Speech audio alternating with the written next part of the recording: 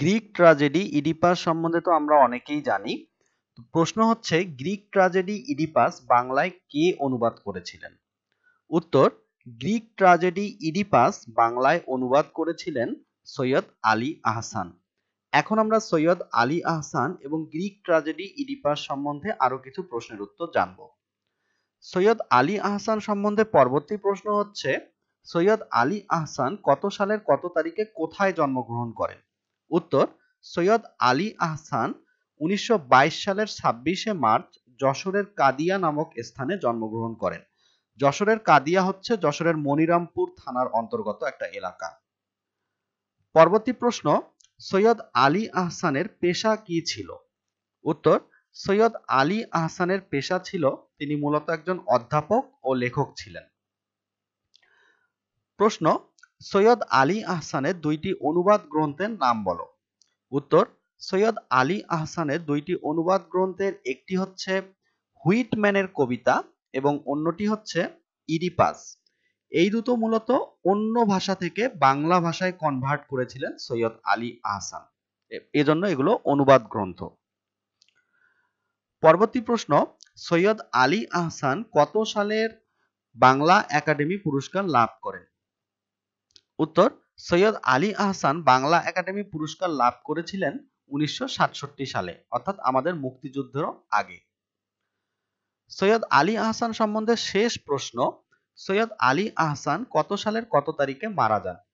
উত্তর, সৈয়দ আলী আহসান 2002 সালের 25 জুলাই মৃত্যুবরণ করেন। তাহলে জন্মগ্রহণ করেছিল 1922 সালে এবং মৃত্যুবরণ করেছে 2002 সালে, অর্থাৎ 80 বছরের মতো জীবিত ছিলেন। আমরা সৈয়দ আলী আহসান সম্বন্ধে কিছু বিষয় জেনে নিলাম। এখন আমরা বিখ্যাত গ্রিক ট্র্যাজেডি ইডিপাস সম্বন্ধে জানব। ইডিপাস সম্বন্ধে প্রথম প্রশ্ন, ইডিপাস মূলত কোন ধরনের সাহিত্যকর্ম? অর্থাৎ এটি কি উপন্যাস নাকি নাটক নাকি ছোট গল্প না কবিতা? কোন ধরনের সাহিত্যকর্ম? উত্তর, ইডিপাস হচ্ছে গ্রিকের একটি ট্র্যাজেডিক নাটক। এটা আমাদের দেশে পাওয়া যায় বাংলায় অনুবাদকৃত বই আকারে, এবং আমাদের দেশে বিশ্ববিদ্যালয়গুলোতে অনেক সাবজেক্টে এই নাটকটি অনেক সাবজেক্টে সিলেবাসে পড়ানো হয়। ইডিপাস সম্বন্ধে পরবর্তী প্রশ্ন, ইডিপাস রচনাটির মূল বিষয়বস্তু কি ছিল?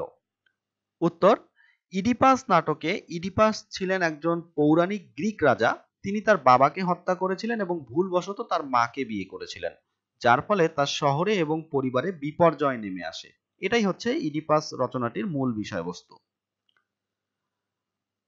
পরবর্তী প্রশ্ন, ইডিপাস এর রচয়িতার নাম কি? ইডিপাস কত সালের দিকে রচিত হয়? আমরা কিন্তু ইডিপাসের বাংলায় অনুবাদকের নাম জেনেছি, সৈয়দ আলী আহসান। এখন আমরা ইডিপাসের আসল রচয়িতার নাম জানব, এবং এর উত্তর হচ্ছে ইডিপাসের আসল রচয়িতার নাম সফোক্লিস। আর ইডিপাস রচিত হয়েছিল 429 খ্রিস্টপূর্বাব্দে, অর্থাৎ যীশু খ্রিস্টেরও জন্মের 429 বছর পূর্বে। আমরা গ্রিক সভ্যতার নাম সবাই জানি। আমরা গ্রিক সভ্যতার বিখ্যাত মনীষী এরিস্টটল, সক্রেটিস সম্বন্ধে জেনেছি। ঠিক সেই সময়কারই একটি রচনা হচ্ছে গ্রিক রচনা হচ্ছে ইডিপাস।